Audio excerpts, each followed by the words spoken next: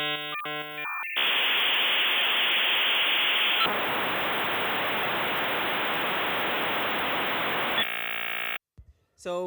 yes. Uh, Excuse me for a slight delay. We had a slight delay. It takes more time, but we're starting now. And I'm very much welcoming David John Pleasance, former Commodore manager, who's going to tell us an inside story. He tells a little bit about his books, where you lead more inside stories, but it's also about you and all you here, because I think some of you have a history using Commodore, I assume mostly. And then, of course, it's also the chance to ask him questions about the story and all those elements. So he will start with the introduction and certain elements, but then later on, we're going to discuss and ask your questions and make it more as a discussion than just a talk in a way. Now, first again, I asked it yesterday because I really want to be sure about that question again. Who of you started with the C64? So most. Yeah, not most, there are some people. But everybody knows what the C64 is, I think, assume. Okay. Who of you started just with the Amiga? So later. And who of you had all of them? Yeah, here, so. Because, and I think I would say all of them who said I had all of them, they're probably a member of this group here behind. You see Amiga User Group Switzerland. The Amiga User Group Switzerland is also the group that sponsored David John Pleasance visit.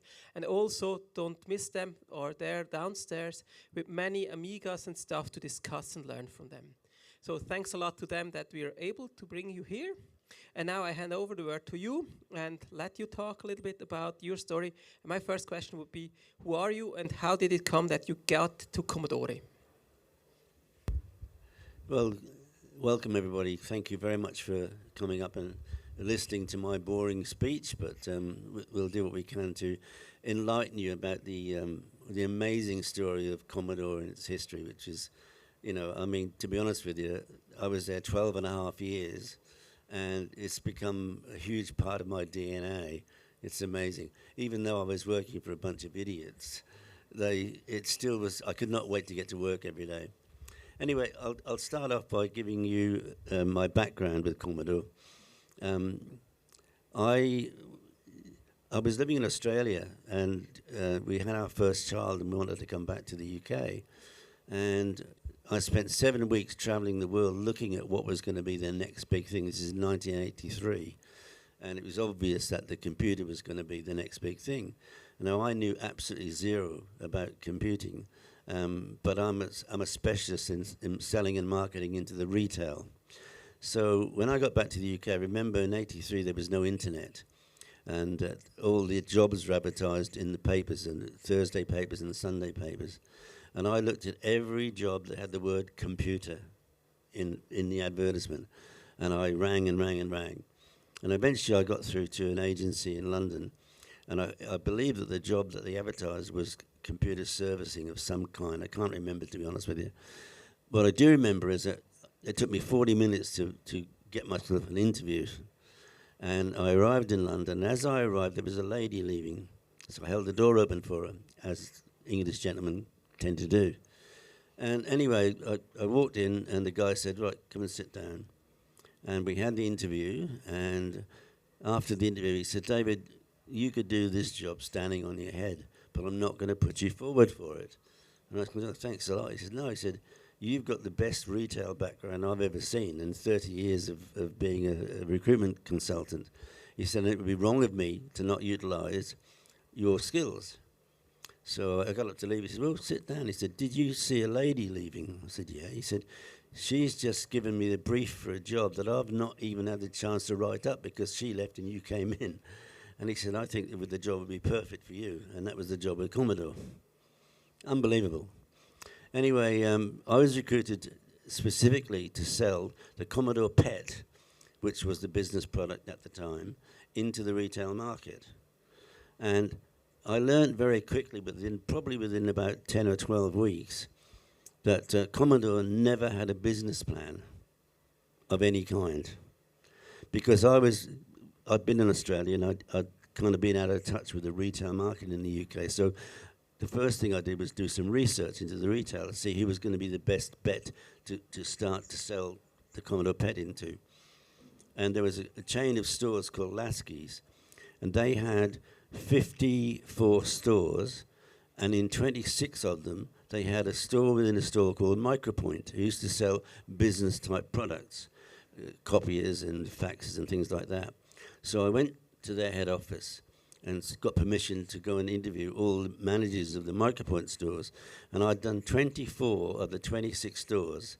Remember, there's no mobile phones, and the lady that had interviewed me for the job, Commodore, rang me up in the store. Luckily, I was where I was supposed to be. And she said, David, do you remember in our conversations, I told you that Commodore is a very fast-moving company. And she said, your star has just come up. I said, what do you mean? And she said, well, we've just found out that Commodore's not going to be making any more pets. We've hired you to do that job, but they're not going to be making any more pets. However, the Commodore 64 has only been released a few weeks, or a few months at the time, and we need somebody to look after the major retail stores for the 64. So I inherited that role from having been recruited to sell something which wasn't ever going to be produced. Now, I was with Commodore UK from 83, June of 83, until 1990. And what happened was that I was so successful in my role, particularly in the marketing of 64s and 500. And I ended up getting promoted to general manager of Commodore Electronics Limited, which was the holding company for the whole group of Commodore, based in Basel in Switzerland. However, I lived there for 2 years, but I was hardly ever home because I'm looking after 35 countries. And then in January of 1992, I was sent to America as vice president of the sales company, which is Commodore Inc. We call them sales prevention officers, but that's another story. And then after a year there, I came back to the UK and was managing director of the UK company where I'd started as a salesman. So you can tell from my background that I have a very diverse and global knowledge of Commodore. I think I'm probably one of the longest serving employees. I was there 12 and a half years, right to the very end. Anyway, I've written a book, which is this one here, which is now in German, so translated into German. It's called Commodore: The Inside Story, and it tells how Commodore went from being $1 billion corporation into bankruptcy. And I mean, that's a pretty special talent to be able to do that. I actually say on the back of the book, if we had hired a team of professional saboteurs, we could not have done a better job. I'm sure it's incredible. Some of the decisions that they made were unbelievable. As I said, they never had a business plan. And you can tell that by looking at the products that they released, one after another, products that nobody ever asked for. A good example of that was the Plus 4. I mean, they made millions, well, hundreds of thousands of them. I ended up selling them for £99 with 10 games, because it was a product that nobody ever asked for. The interesting thing is that I was very successful in selling, and the UK, in fact, was the strongest business for Commodore worldwide, mainly because of the marketing that we did. I came up with a concept, looking at the Commodore 64. I don't know if you've thought about it, but it's very hard to market a product which is a piece of plastic with some keys on it, because that's all it is. So I decided, from now on, we won't sell computers, we'll sell dreams. So I used to put these packages together with software in them, obviously the latest game software, and also the trendy stuff, but also always productivity software with the word processing and art packages and things, always so that the parent could justify the expenditure. We all knew they'd want the games, but that's what you have to do. And just to put that in perspective, we used to put about every 6 months we would do a new 64 pack. I did one pack which was called the Light Fantastic pack, and that had a light gun in it. It was the first of its kind. You could play a game with a light gun. Then we did one called the Connoisseur Collection, and I think from memory we were the first computer with a mouse. We had this product called Neos mouse and cheese, and it was an art package that you used the mouse with.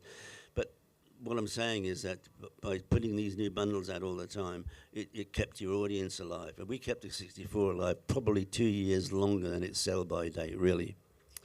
which leads me to the next thing, which was that when we eventually got an Amiga product that we could sell, because the Amiga 1000 was an in-between product. It was too expensive and not powerful enough to be a serious business product, and it was too much money to be a consumer product. So when the 500 came, of course, that was my opportunity. And what I did with the Amiga pack, I went to Ocean Software, who'd just come back from Hollywood, and they had just paid $1 million for the rights to use Batman the movie as their game, the name of the game. And I went to see them, and I said, gentlemen, I want to give you a proposal that you'll either have the guts to go with, or you'll send for the men in the white coat to come and take me away, because it's a crazy thing. They said, what do you want to do? And I said, right, when is the game going to be ready? And they said, probably September. I said, perfect. I said, right, I want you to give me the game. I'm going to put a pack together which features Batman. It doesn't, the fact that there's an Amiga inside is almost incidental. Feature Batman, and I want you to give me that game for 2 months exclusively in the pack. You can't buy it across the counter, anything like that. I said, I want to pay you very little for it, and I only want to commit to 10,000 pieces. So first thing he said was, send the men in the white coats, because it's a crazy idea. Anyway, they had a bit of a chat amongst themselves, and they said, look, David, we're worried about a couple of things. They said, we think our dealers are going to be upset. And I said, they will be. But if this works, they'll only be upset for a couple of days, because they'll be selling a £400 product instead of a £40 product. And I know what I'd prefer to sell. Okay. I said, David, we've just paid $1 million out, and we reckon it's going to cost us $1 million to make the game. So we've done all of our figures, and we know what we need to sell, and we've done figures of what we hope to sell. And we're afraid that this activity will change those numbers. And I said, I've got a much bigger marketing budget than you have, and I'm going to be marketing Batman. It's going to be everywhere, even on television. Anyway, they had the guts to go with it, which I'll never forget. I think it's an amazing thing that they did. And I was right about the dealers. After a couple of days, the dealers were very happy because they started selling a £400 product. They ended up selling 5 times their highest estimate of the game. So obviously they were very pleased with that. And I didn't take 10,000 pieces from them. I ended up taking 186,000 pieces. That's how many Amigas we sold in 12 weeks. It was unbelievable. So that sort of gave me the credibility, if you like, and that's why I was promoted to general manager at Commodore Electronics. And I was looking after 35 countries, all the countries where Commodore did not have a subsidiary office. And I loved it. I mean, it was like all your dreams come true. You're traveling the world and somebody else is paying for it. It was really, really good. Anyway, I ended up having to go to the States, because the States was, as I said, we called them sales prevention officers, because they were not selling anything. And the history of Commodore the US is quite, well, I'll tell you the whole story. When they launched the 64, they had a big dealer base. All the retailers in the whole of the States were selling the 64. One day, Kmart decided that they were going to use the 64 as a lost leader line. And they were selling the Commodore 64, having paid $98 for it. They were selling it for $99. But they were selling the C2N, the games, and the joystick, and all at full price. Now, Commodore should have stopped them doing that. But Commodore was so lazy, they said, look, they're buying everything we can make, so just let them do it. Which meant they lost their whole dealer base. Nobody was going to buy something for $98 and sell it for $99. So they lost the whole dealer base by that lack of business acumen, I guess. So when they came with the 500, they didn't have a dealer base to sell to. They'd all said, get lost, Commodore, which I don't blame them. Anyway, when I went to the US in 1992, we weren't selling to anybody.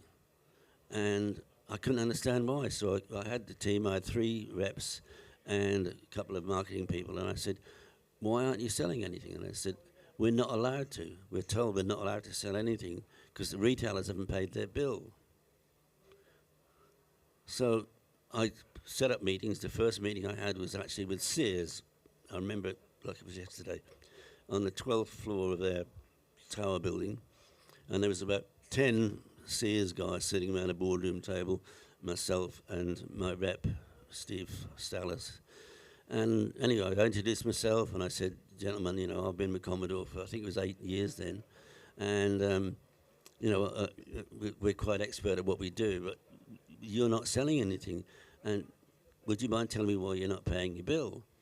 And they said, well, it's simple, Mr. Pleasance. We're waiting for you to take all our stock back. And I said, oh. I've been with Commodore all this time, and I've never known us to be a lending library. At which point they pushed a letter across the desk to me, and it was a signed letter from Jim Dion, who was the president of Commodore Inc. at that time, and it was a sale or return agreement. And he had filled up Sears with product on a sale or return agreement, but the product was the CD-TV, which is one of the most difficult products to sell by an expert, let alone people like Sears, who their staff are hard pushed to ring something up on the till and put it in a bag. It's, you know, it was a ridiculous thing to sell them.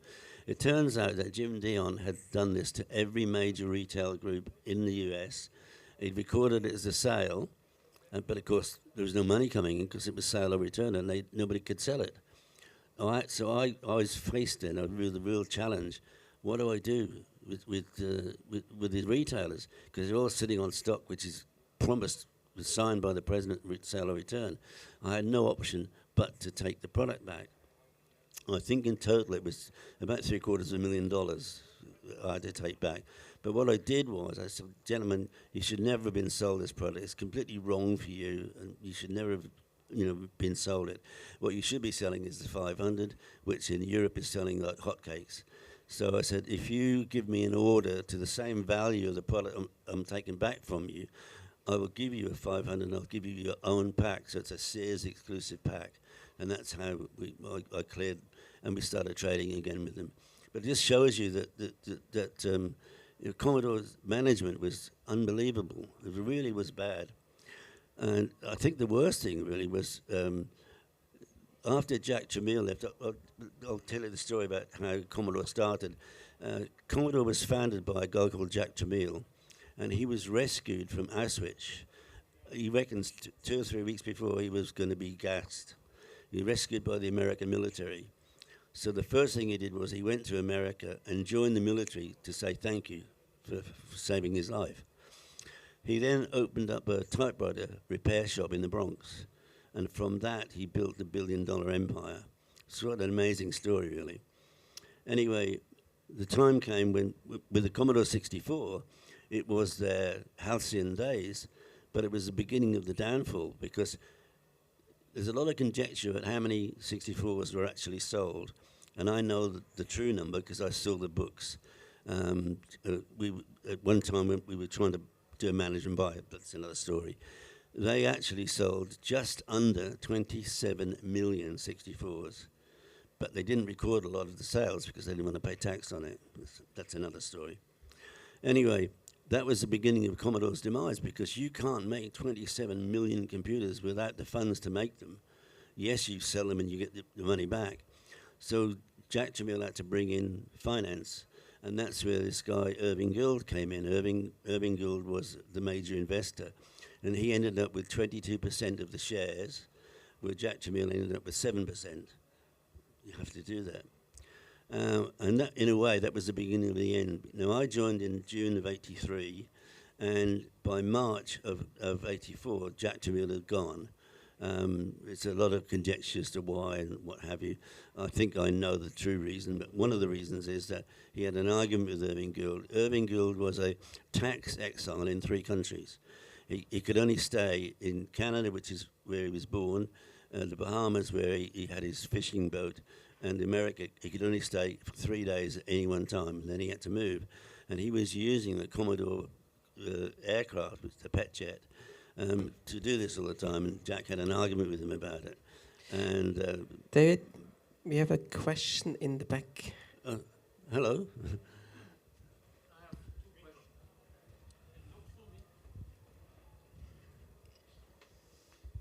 I have two questions. It looks for me that Commodore makes more or less the same mistakes that Apple was making when they take this Pepsi man into the management.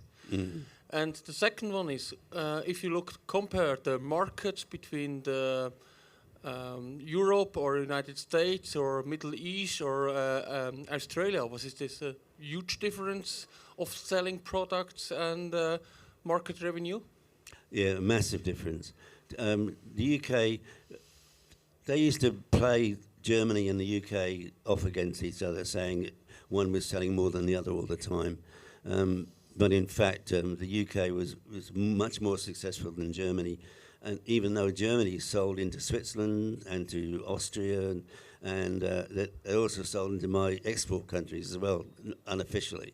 But yeah, the Europe was considerably much more successful than the US. The US was which is why I said we called them sales prevention officers, because they really didn't do a very good job. But if I look right now on the market, I see there is a huge group in Australia of Commodore and Amiga fans. There's a huge group in Europe, and there's a small group in United States that looks for me, there was never a success product in United States, especially the Amigas.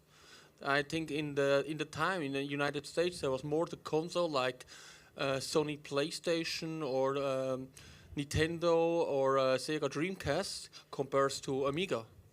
Well, yeah, certainly compared to Amiga, but remember that the US was quite successful with 64s, but because they let Kmart use a lost leader line, they lost the distribution channels, except Kmart. And then obviously one day Sega went to Kmart and said, look, you know what you're selling for $99 and paying $98? How about we provide you something for $60 so you can sell for $99? And of course they dropped Commodore like a hot potato straight away.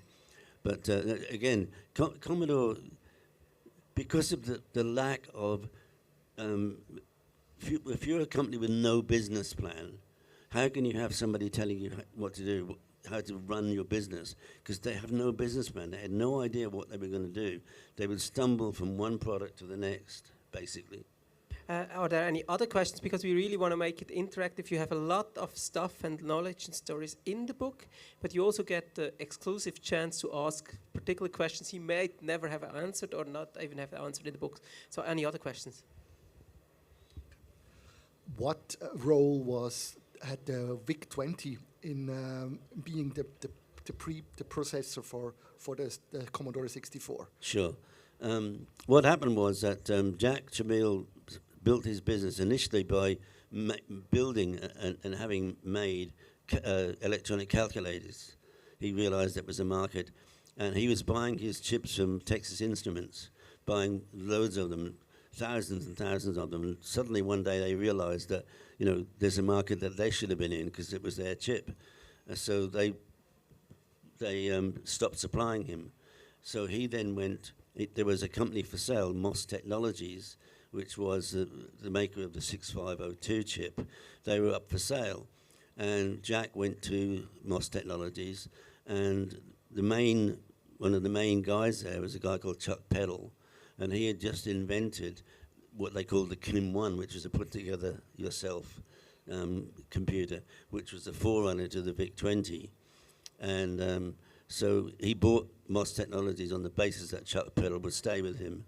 So from that, they built the VIC-20, which you probably know in Germany was not allowed to be sold, the VIC-20. It was the VC-20, because VIC is a dirty word, as we all know. So then from there on, with the success of the VIC-20, they developed to the 64, which was a turning point, no question about it. So that's where the VIC fits in. I have another question. I think in Europe we had a special situation because in the UK, BBC started this series with the Acorn BBC in the late 70s and beginning of the 80s, pushing the home computer very close to the people, And we had also Sinclair, which started computers which are very cheap for households. Mm-hmm. And I guess that could be one of the reasons why computers like the VIC-20 or the Commodore 64 were easier to sell. over here because the market was already prepared for home computers. Where in the States we had an earlier success of the Apple IIs and stuff like that, but that was more in the business-like and not in the home computer area. So that's why I think the people in Europe were more prepared to have computers with a keyboard to program them than having just a game machine. Yeah, I think from my perspective, with the 64 particularly, because BBC, they aligned themselves to the BBC, and they got into all the schools. But the reality is that the people wanted to play games, and the 64 had many more games to it. But I just think that with the release of the 64, it was that generation who needed something in their lives. You know, the 60s was the pop music and fashion and stuff like that. But so the early 80s, people were just waiting for something, and then and for a very affordable price. I mean, we used to sell a 64 for £200, £199 in a pack, so to speak. And people just found that they could program it and so on. And then when the Amiga came out, that changed everything, because the Amiga was so much more powerful, and you could do things so much more easily with the Amiga. And if you look around now, look at the following for the Amiga. There's people all around the world with fantastic jobs, a lot of them in IT, because of the 64, and then the Amiga just got them into that market.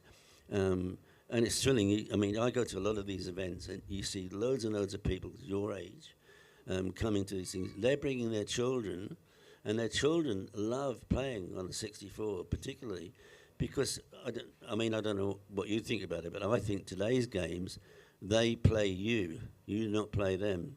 And not only do they play you, they also extract money from you all the time. You've got to top up and top up. But the kids you watch the kids playing on the 64, they are in control, and they love it. And it gives them an opportunity to express their own, basically who they are. That's quite an interesting factor, really. For this, just a brief mention or advertisement. At 3:30, we have actually Mark Graf, who's telling about his experiences with the C64 as a young playing in this particular generation, I would say, where you have his stories about this one from a, I would say, Swiss perspective from the mountains. So let's go further. Who has another question? Because really ask questions, try to figure out stuff what you never asked.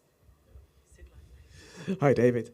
When you took over as a general manager from UK market to worldwide market, regarding localization of C64, Amiga, was it like a specific thought process for you that you said, oh wow, okay, I have to do my numbers, or was it all about the distribution line to, get the things going? That's a good question. My frustration with Commodore all along was that I'm proving my marketing skills work. We used to sell 186,000 Amigas in 12 weeks. We must have been doing something right. But Commodore would never, ever expand that. I mean, I went to Mehdi Ali and said, look, here's a success of what we're doing here. Every single country should be doing the same thing. And you imagine us negotiating the software in the packs. Instead of saying, I'll commit to 10,000 pieces, you're talking about 500,000 pieces of software. And the amount of money that you would save, you do one television advert and you overdub it in all the languages. You have the packaging all printed in their language, and then you send them the artwork, they get it printed in their local country. But Commodore wasted so much money. They never, ever did global branding. Now, I went to Mehdi Ali one day. I'd just been on holiday, and I used to have an apartment in Spain, in Malaga, near Malaga. And I came back to Mehdi and I said, look, when my wife and my two kids and I went to Heathrow, there's a big sign, big poster sign, and it was Sony and a message. And when we landed in Malaga, exactly the same message in Spanish. And I said, we should be doing that. But what Commodore did, they gave every general manager or managing director, depending on the status of the company, their own marketing budgets. They got a percentage of their turnover, and they allowed them to spend it any way they wanted to. And they all were all different. and they all had different ideas. I mean, to me, it's a nonsense. How can you be a global brand if you don't global market? But they wouldn't do it. I swear to you. I'll give you another example of their lack of direction.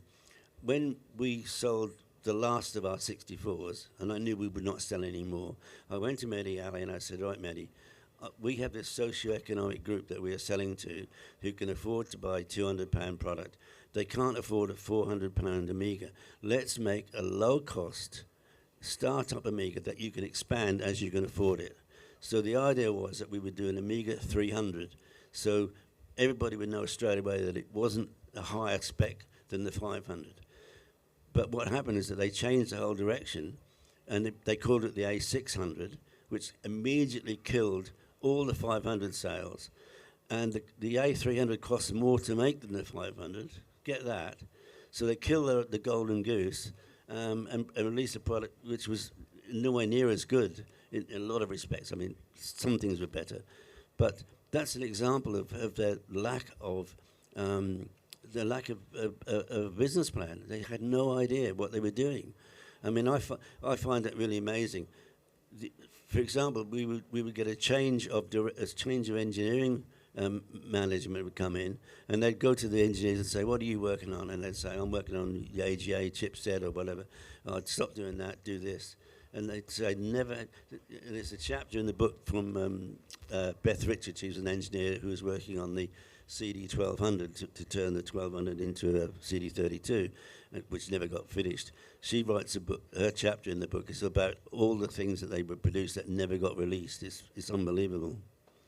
We have another question from the back. Regarding this Amiga 600 story as well, there was a special device only for the UK market, like Amiga 1500. What's the story behind? No, well, I'll tell you about the Amiga, the 1500. There's a guy called Steve Jones, and his company is called, let me think about it. Anyway, what happened was that they wanted to make an up-spec'd Amiga that would do the things that the 1000 didn't do. So they turned the Amiga 500, and they went to see, I just left the UK, and they went to see Kieran Sumner, who was one of my, he was the only guy in the business systems division that had anything to do with Amiga. So Steve Jones went to see him and said, "We're going to do this Amiga 1500.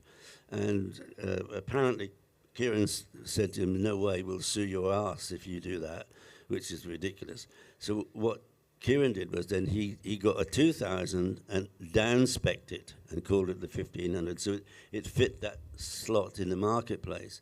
But that's how the 1500 came about. Mm-hmm. I have now also another question, because when I listened to you, we heard many mistakes by others, by groups, by management. Mm-hmm. Do you have some stuff you would have done differently if you look at your story and your decision space you had? Yeah, I mean, I made a big mistake with one of the 64 packs. I put a small music keyboard in this pack, and it was an absolute dead loss. So I had to take them all back, take the keyboard out, and I actually sold them. There's a guy called Howard Stanmouth, and his company was called PST, which is Psst, have I got a deal for you, right? And I sold him all the keyboards, and he said, "I'm the only person who's ever stitched him up in life." But yeah, so that was a mistake that I made. I thought it would be a good seller, but it wasn't. There wasn't many things that we did that didn't work too well, actually. That sounds very big-headed. I don't mean that, but no. I mean, one of probably the biggest downfall of Commodore, which I wanted to get onto anyway, is that they never ever had any external auditing. So they didn't know what was going on. For example, as I explained to you, when I went to the States and I found out that all these stores had been sold CD TVs on sale or return, Jim Dion had claimed his commission and his bonuses and everything, but the money was never in the bank. They'd look at it and think it's there, but no money in the bank because it was sale or return.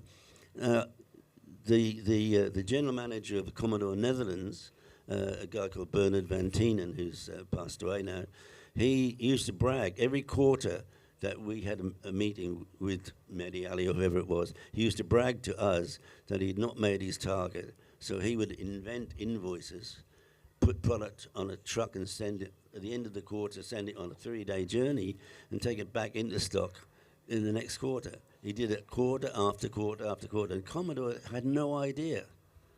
And I'll tell you another thing about him that you might find interesting. When Commodore went bankrupt, every subsidiary eventually went bankrupt one after another. And Commodore UK, we happened to be the last because we were the very strongest business. And I think we lasted 14 months or something like that. Anyway, Commodore UK and Commodore Holland shared, I think, an IP of some sort. I can't remember exactly what it was. But anyway, the liquidator of Commodore Holland asked us to go over and to see how we were going to deal with it. It's a simple thing. Anyway, while we were there, he said, "Oh, have a look at this." And he gave us a piece of paper, and it was an expenses claim from Bernard Van Tienen, and it was for an establishment called Yab Yum, which I understand was the most high-profile brothel in Amsterdam, and it was for $275,000. Work that out for yourself. So Commodore had no idea that these things were going on. Like, because, I mean, any company, you've got to have external auditors that drop in unannounced and check your books and make sure everything's okay, but they never did. Are there any other questions in the room? I think we can take another 2 to 3, depending on the answer. Yeah. So you mentioned a lot about so with the Amiga, you mentioned a lot about the gaming side of it initially, but marketing, I think that was with the C64 marketing spreadsheets and word processors for parents to buy them. On the Amiga side, there was later on more models like the 4000, 3000, 4000, etc. And there was a big, there was a lot of creative industry with films and stuff using the Amiga. Was there much of a consideration with Microsoft and sort of being a competitor to Microsoft at the time, sort of for spreadsheets and? No, that's another reason why I think Commodore failed dismally on their business system side of things, because they never communicated with people like Microsoft and the professional softwares. They didn't want to. I don't know why. I mean, I certainly would have done. I believe in business is all about collaboration. The people that you work with, which is when you do the bundles, for example, you have to have a good relationship with the software houses. They want to provide you with their product because they know it's going to sell well. It's all about collaboration. And Commodore never did that, ever, which is, I mean, again, that's why they were never successful, really, in the business side of things. The consumer side, yes, but not the business side. I never understood it. Just there is one question which I'm really wondering about the talks. So why did you stay so long with Commodore if everything always ran difficult? Because I loved it. I mean, the thing is this, is that you got to remember, in 83, 84, 85, it was a cottage industry. And we all knew each other. For example, my competitor in the UK was Sega, and Nick Alexander was the MD in Sega UK. And we'd be competitors in the daytime. We'd have a beer together at night because we all knew each other. It was a really, really wonderful time.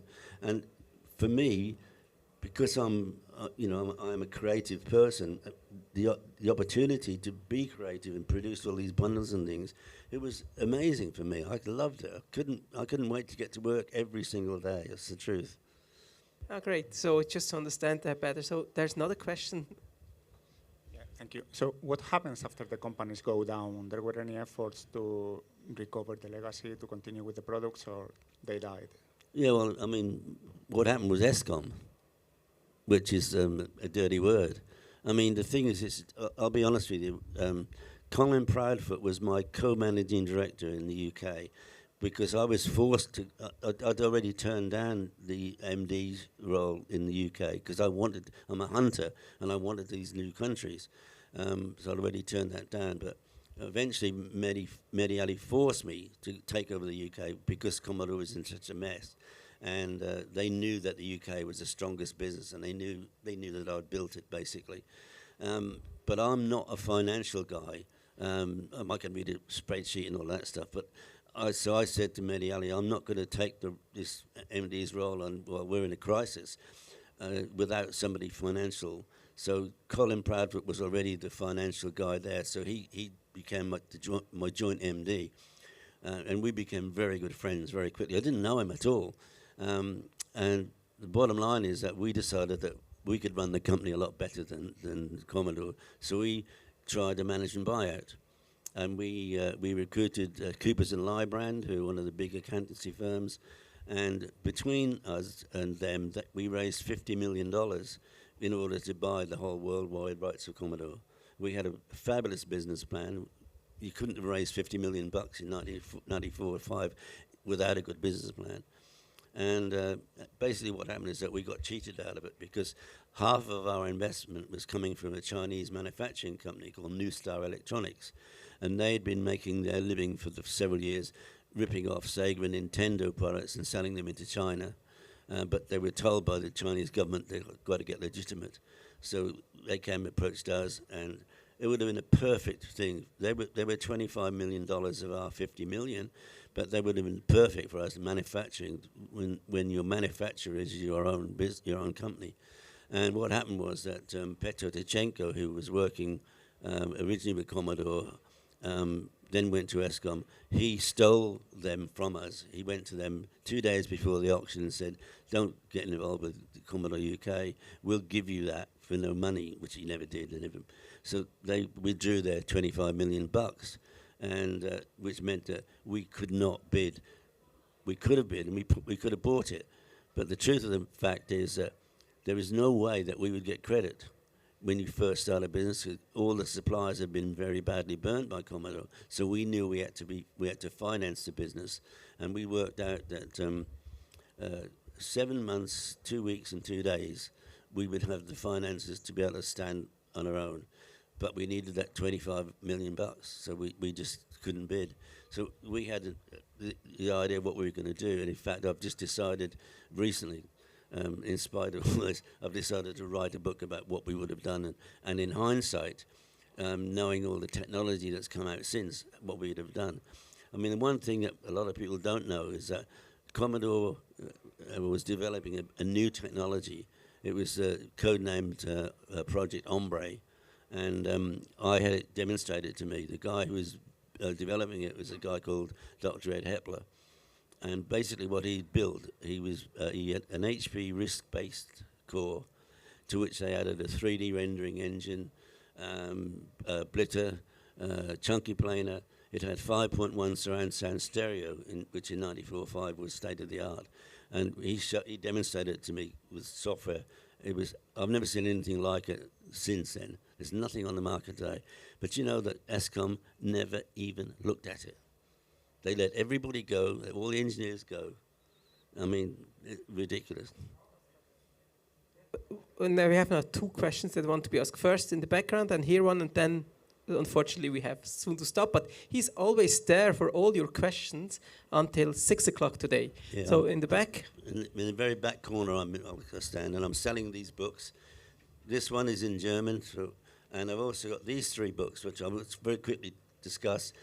We started off wanting to write one book about what happened to Commodore's IPs and trademarks and patents and logos after the bankruptcy. And so I came up with the idea of calling it from vultures, because the vultures came all trying to get something for cheap, not all, but some of them. And then at the time, the latest technology was the vampire. So I came up with a name From Vultures to Vampires, which is a fabulous name. But we didn't know it was going to take 3 volumes because there's so much information that we researched and found. So this goes to 2005, Volume 2 goes to 2010, and the last Volume 3, which is literally just released in the last couple of weeks, takes you to 2023. If you're interested in Commodore, it's a very good read. I read in the program that you also were working in Basel, Commodore Ash, I think, outside a bit of Basel. How big was this place? How many people worked there? And what did you do there exactly? Right. Only distribution or more? Yeah, I was general manager. It was Commodore Electronics Limited. It was based in Ace, and Commodore Electronics Limited was the holding company for the whole group. Why? Because they didn't pay any tax. In Ace, it was a tax-free canton. Now, I was general manager of that, but I was responsible for all of the countries where Commodore did not have an operating office. So I was traveling the world. I had Finland, Turkey, all the Middle East. I signed up India. I got India trading with us. For me, it was like the most perfect job in the world. But I was there 2 years, in fact, until I was sent to the US to try and sort that mess out. So the final question. Thank you very much. Regarding the change from C64 to Amiga and mismanagement of Commodore itself, was it pure coincidence then they ended up with Amiga because Atari was like offering them, Hightower, the interest to buy their technology, or was the kind of long targeting plan by Commodore? No, that's a good question. What happened was that Hightower, who were developing the Amiga, of course ran out of money, big time. And I mean, I'm a good friend of R.J. Michael, who was one of the designers.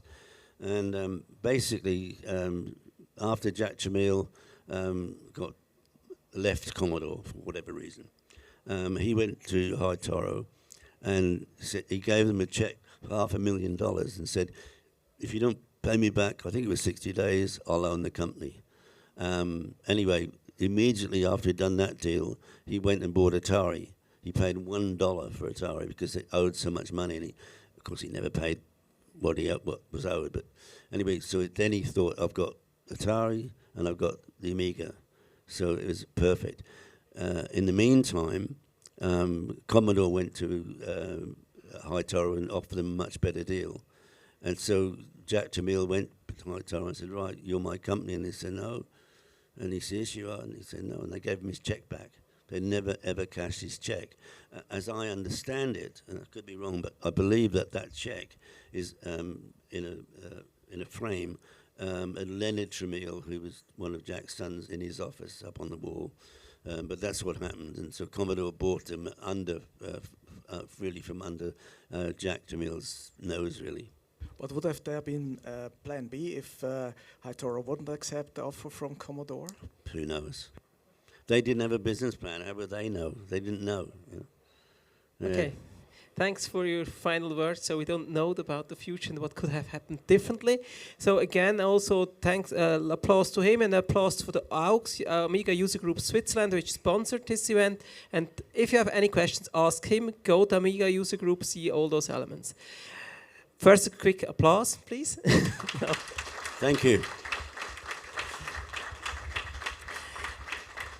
Now, here we'll start around 3 o'clock with CH Ludens, a project that actually collects games, Swiss games from our history, which were done in the 80s and 90s, followed up by a brief lecture or talking about his book, Mark Graf, on what did he do as a younger boy with his C64.